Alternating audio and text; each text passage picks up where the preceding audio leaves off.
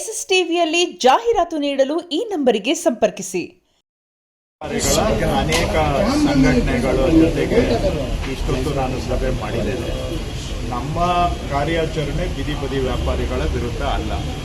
ನಾವು ಮಾಡ್ತಾ ಇರೋದು ಸುಪ್ರೀಂ ಕೋರ್ಟ್ ನಿರ್ದೇಶನದ ಹಿನ್ನೆಲೆಯಲ್ಲಿ ಫುಟ್ಪಾತ್ನಲ್ಲಿ ಇರುವಂತಹ ಒತ್ತುವರಿಗಳನ್ನು ತೆರವು ಮಾಡುವಂತಹ ಕೆಲಸ ನಾವು ಮಾಡ್ತಾ ಇದ್ದೇವೆ. ಇದರಲ್ಲಿ ಬೆಂಗಳೂರಲ್ಲಿ ಒಂದು 3 ವರ್ಷದಿಂದ 931 ಜನ ಪಾದಾಚಾರಿಗಳು ಆಕ್ಸಿಡೆಂಟಲ್ಲಿ ಸಾವನ್ನಪ್ಪಿದ್ದಾರೆ. ಅದನ್ನು ಹೊರತುಪಡಿಸಿ ಸುಮಾರು 3800 ಜನ ಸಿವಿಯರ್ ಇಂಜುರಿಗಳನ್ನು ಅನುಭವಿಸಿದ್ದಾರೆ. ಅದಲ್ಲದೆ ಒಂದು 3500 ಜನ ಮೈನರ್ ಇಂಜುರೀಸು. ಸೊ ಎಲ್ಲ ಸೇರಿಸಿದ್ರೆ ಸಾವಿರಾರು ಜನ ಇವತ್ತು ಪಾದಾಚಾರಿಗಳು ದುರ್ಘಟನೆ, ರೋಡ್ ಆಕ್ಸಿಡೆಂಟ್ಗಳಿಗೆ ತುತ್ತಾಗ್ತಾ ಇದ್ದಾರೆ. ಸುಪ್ರೀಂ ಕೋರ್ಟ್ ಇದನ್ನ ಗಮನಕ್ಕೆ ತಗೊಂಡು ಪಾದಾಚಾರಿಗಳಿಗೆ ಓಡಾಡುವಂತಹದ್ದು ಮೂಲಭೂತ ಹಕ್ಕು. ಅದನ್ನ ಸರ್ಕಾರ ಅವರಿಗೆ ಆ ಹಕ್ಕನ್ನ ಸಿಗುವ ಹಾಗೆ ಮಾಡಬೇಕಾದ್ರೆ ಪಾದಾಚಾರಿ ಮಾರ್ಗಗಳಲ್ಲಿರುವ ಎಲ್ಲ ಒತ್ತುವರಿಗಳನ್ನ ತೆರವು ಮಾಡಬೇಕು ಅಂತ ಹೇಳಿದ್ದಾರೆ. ಈ ನೆಲೆಯಲ್ಲಿ ನಾವು ಇಲ್ಲಿವರೆಗೂ ಮಾಡಿರೋ ಕಾರ್ಯಾಚರಣೆಯಲ್ಲಿ ಸುಮಾರು 1581 ಕಡೆ ಅವರು ಮೆಟ್ಲುಗಳು ಮಾಡ್ಕೊಂಡು ಬಂದಿದ್ದನ್ನ, ರ್ಯಾಂಪ್ ಮಾಡಿದ್ದನ್ನ ತೆರವು ಮಾಡಿದ್ದೇವೆ. ಅದಲ್ಲದೆ ಸುಮಾರು 1800 ಕಡೆ 1790 ಅಂಗಡಿ ಮುಂದ್ಗಡೆ ಶೀಟ್ಗಳು ಹಾಕೊಂಡು ರೋಡ್ ಮೇಲೆ ಪರ್ಮನೆಂಟ್ ಸ್ಟ್ರಕ್ಚರ್ ಮಾಡ್ಕೊಂಡಿದ್ದನ್ನ ತೆಗೆದಿದ್ದೇವೆ. ಅದಲ್ಲದೆ ಸುಮಾರು 2200 ಲೊಕೇಶನ್ನಲ್ಲಿ ಬೇರೆ ಬೇರೆ ರೀತಿಯ ಒತ್ತುವರಿಗಳನ್ನು ತೆರವು ಮಾಡಿದ್ದೇವೆ. ಸೊ ನಾವು ಎಲ್ಲವನ್ನೂ ಕೂಡ ಟ್ಯಾಕಲ್ ಮಾಡ್ತಾ ಇದ್ದೇವೆ. ಬರೀ ಬೀದಿ ಬದಿ ವ್ಯಾಪಾರಿಗಳನ್ನ ಎತ್ತುವಳಿ ಮಾಡ್ತಾ ಇದ್ದೇವೆ ಅನ್ನೋದು ಸತ್ಯ ಅಲ್ಲ. ಫುಟ್ಪಾತ್ ಮೇಲೆ ಯಾರ್ಯಾರು ಎನ್ಕ್ರೋಚ್ಮೆಂಟ್ ಮಾಡಿದ್ದಾರೆ, 2200 ಕಡೆ ಫುಟ್ಪಾತ್ ಮೇಲೆ ಅವರು ಅಡ್ವರ್ಟೈಸ್ಮೆಂಟ್ ಬೋರ್ಡ್ಗಳನ್ನ ಹಾಕಿದ್ದು, ಸೈನ್ ಬೋರ್ಡ್ಗಳು ಹಾಕಿದ್ದನ್ನ ತೆಗೆದಿದ್ದೇವೆ. 1580 ಕಡೆ ರ್ಯಾಂಪ್ಗಳನ್ನು ತೆಗೆದಿದ್ದೇವೆ, ಮೆಟ್ಲು ತೆಗೆದಿದ್ದೇವೆ. 1790 ಕಡೆ ಶೀಟ್ಗಳು ಹಾಕೊಂಡು ಮುಂದೆ ಬಂದಿದ್ದನ್ನ ತೆಗೆದಿದ್ದೇವೆ. ಸೊ ಅದಕ್ಕೆ ಕಂಪೇರ್ ಮಾಡಿದ್ರೆ ಬೀದಿ ಬದಿ ವ್ಯಾಪಾರಿಗಳು ಅಫೆಕ್ಟ್ ಆಗಿರೋರ ಸಂಖ್ಯೆ ಅದಕ್ಕಿಂತ ಕಡಿಮೆನೇ ಇದೆ ಇವೆಲ್ಲದಕ್ಕೂ ಕಂಪೇರ್ ಮಾಡಿದ್ರೆ. ಹಾಗಾಗಿ ನಾನು ಅವರಿಗೆ ಮನವಿ ಮಾಡಿದ್ದೇನೆ. ಅವರು ಈ ಬೀದಿ ಬದಿ ವ್ಯಾಪಾರಿಗಳ ಕಾನೂನಿದೆ, ಕಾನೂನು ಪ್ರಕಾರವಾಗಿ ನಮಗೆ ID ಕೊಡಬೇಕು, ನಮಗೆ ವ್ಯಾಪಾರ ಮಾಡೋದಕ್ಕೆ ಜಾಗ ನಿಗದಿ ಮಾಡಬೇಕು ಅಂತ ಹೇಳಿದ್ದಾರೆ. ಅವೆಲ್ಲಕ್ಕೂ ಕೂಡ ನಾನು ಇವತ್ತು ಕಮಿಷನರ್ ಅವರಿಗೆ ಸೂಚನೆ ಕೊಟ್ಟಿದ್ದೇನೆ. ತತ್ಕ್ಷಣ ಪ್ರಾವಿಷನಲ್ ಟೌನ್ ವೆಂಡಿಂಗ್ ಕಮಿಟಿ ಅಂತ ಮಾಡಿ ಅದರ ಮುಖಾಂತರ ಬೀದಿ ಬದಿ ವ್ಯಾಪಾರಿಗಳಿಗೆ ಅವರ ಜೀವನ ಬದುಕು ರೂಪಿಸ್ಕೊಳ್ಳೋದಕ್ಕೆ ಏನು ಸಹಾಯ ಮಾಡಬೇಕು ಅದನ್ನ ಸಹಾಯ ಮಾಡಬೇಕು ಅಂತ ನಾನು ಸೂಚನೆ ಕೊಟ್ಟಿದ್ದೇನೆ. ನಮ್ಮ ಕಾರ್ಯಾಚರಣೆ ಬೀದಿ ಬದಿ ವ್ಯಾಪಾರಿಗಳ ವಿರುದ್ಧ ಅಲ್ಲ. ನಮ್ಮದು ಸುರಕ್ಷಿತ ಪಾದಾಚಾರಿ ಮಾರ್ಗ ಮಾಡೋದಕ್ಕೆ ನಾವು ಮಾಡ್ತಾ ಇದ್ದೇವೆ. ನಾನು ಅವರ ಸಹಕಾರವನ್ನು ಕೇಳಿದ್ದೇವೆ. ಬೆಂಗಳೂರಲ್ಲಿ 15,000 to 18,000 ಕಿಲೋಮೀಟರ್ ರೋಡ್ ಇದೆ. ನಾವು ಟಾರ್ಗೆಟ್ ಮಾಡಿರೋದು 1,500 ಕಿಲೋಮೀಟರ್. 10% ಕೂಡ ನಾವು ಟಾರ್ಗೆಟ್ ಮಾಡಿಲ್ಲ. ಅಲ್ಲಿ ನೀವೇ ಸ್ವಯಂ ಪ್ರೇರಣೆಯಿಂದ ಆ ಜಾಗಗಳನ್ನು, ಮೇನ್ ರೋಡ್ಗಳನ್ನು ಬಿಟ್ಕೊಟ್ಬಿಡಿ. ನೀವೇ ಇಂಟರ್ನಲ್ ರೋಡ್ಸ್ ಅಲ್ಲಿ ಹೋಗಿ ನಾವು ಕೂಡ GBA ವತಿಯಿಂದ ನಿಮ್ಮ ಜೊತೆಗೆ ನಿಂತ್ಕೊಂಡು ನಿಮಗೆ ಆಲ್ಟರ್ನೇಟ್ ಲೊಕೇಶನ್ ಅಲ್ಲಿ ನೀವು ಬದುಕು ರೂಪಿಸ್ಕೊಳ್ಳೋದಕ್ಕೆ ನಾವು ಸಹಾಯ ಮಾಡ್ತೀವಿ ಅನ್ನೋ ಮಾತನ್ನು ನಾನು ಅವರಿಗೆ ರಿಕ್ವೆಸ್ಟ್ ಮಾಡಿದ್ದೇನೆ. ಅವರ ಸಹಕಾರವನ್ನು ಕೂಡ ನಾನು ಕೋರಿದ್ದೇನೆ. ಸೊ ಇಷ್ಟು ಇವತ್ತು ನಡೆದಂತಹ ಸಭೆಯ ಸಾರಾಂಶ. ಮುಂದುವರಿಯುತ್ತೆ ಸರ್ ಕಾರ್ಯಾಚರಣೆ ಮುಂದುವರಿಯುತ್ತೆ. ಸುಪ್ರೀಂ ಕೋರ್ಟ್ನ ಸೂಚನೆಯಂತೆ ನಾವು ಕಾರ್ಯಾಚರಣೆಯನ್ನ ಮುಂದುವರಿಸಲೇಬೇಕಾಗುತ್ತೆ.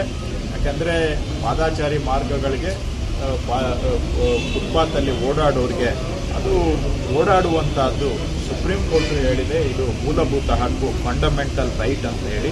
ಅವ್ರಿಗೆ ಫಂಡಮೆಂಟಲ್ ರೈಟ್ ಅನ್ನ ಕೊಡಿಸ್ಕೊಡುವಂತ ಜವಾಬ್ದಾರಿ ಸರ್ಕಾರದ ಮೇಲೆ ನಿಗದಿ ಮಾಡಿದೆ. ಆ ಉದ್ದೇಶದಿಂದ ಬೆಂಗಳೂರು ಸುಧಾರಣೆ ಆಗಬೇಕು. ನೋಡಿ, ಎಲ್ಲಿ ನೀವು ಕೈ ಹಾಕಿದ್ರು ಏನೋ ಒಬ್ಬರಿಗೆ ಅನುಕೂಲ ಆದರೆ ಒಬ್ಬರಿಗೆ ತೊಂದರೆ ಆಗುವಂತಹದ್ದು ವಾತಾವರಣ ಸಮಾಜದಲ್ಲಿ ಇರುತ್ತೆ. ಬೆಂಗಳೂರಲ್ಲಿ ನೀವು ಎಲ್ಲಿ ಕಸ ಸರಿ ಮಾಡಕ್ಕೆ ಕೈ ಹಾಕಿದ್ರೆ ಅಲ್ಲೂ ಕೆಲವರಿಗೆ ತೊಂದರೆ ಆಗುತ್ತೆ. ಉದಾಹರಣೆಗೆ ಹೇಳ್ತಾ ಇದ್ದೇನೆ. ಅಥವಾ ನಾಳೆಯಿಂದ ನಾವು ಈಗ ಬಿಟ್ಬಿಟ್ಟಿರೋ ಗಾಡಿಗಳು, ಯಾರೋ ಬೀಡಾಡಿ ಗಾಡಿಗಳು, ಅಬಂಡನ್ಡ್ ವೆಹಿಕಲ್ಸ್, ಅದನ್ನ ತೆರವು ಮಾಡ್ತೀವಿ ಅಂತ ಹೇಳಿದ್ರೆ ಅದನ್ನು ಬಂದು ಕೆಲವರು ಕೇಳ್ತಾರೆ, ನಾವು ರೋಡ್ ಮೇಲೆ ಗಾಡಿ ಬಿಟ್ರೆ ನಿಮ್ಗೇನ್ರಿ ತೊಂದರೆ ಅಂತ. ಎಲ್ಲದಕ್ಕೂ ಪ್ರಶ್ನೆ ಮಾಡೋರು ಇರ್ತಾರೆ. ಅಲ್ಲಿ ಯಾವುದು ಬೆಂಗಳೂರು ಸುಧಾರಣೆ ಆಗಬೇಕು ಅಂದ್ರೆ ಸಲೀಸಾಗಿ ಯಾವುದೂ ಆಗೋದಿಲ್ಲ. ಕೆಲವು ಕಠಿಣ ತೀರ್ಮಾನ ತಗೊಂಡಾಗ ಅದಕ್ಕೆ ಕೆಲವು ಸಂದರ್ಭದಲ್ಲಿ ಕೆಲವರಿಂದ ಪ್ರತಿರೋಧ ಇರುತ್ತೆ. ಆದರೆ ನಾವು ಏನು ಮಾಡದೆ ಆಟೋಮೆಟಿಕ್ ಆಗಿ ಬೆಂಗಳೂರು ಸುಧಾರಣೆ ಆಗಬೇಕು ಅಂದ್ರೆ ಅದು ಬರೀ ಮ್ಯಾಜಿಕ್ ಅಲ್ಲಿ ಮಾತ್ರ ಸಾಧ್ಯ, ನಿಜ ಜೀವನದಲ್ಲಿ ಸಾಧ್ಯ ಇಲ್ಲ.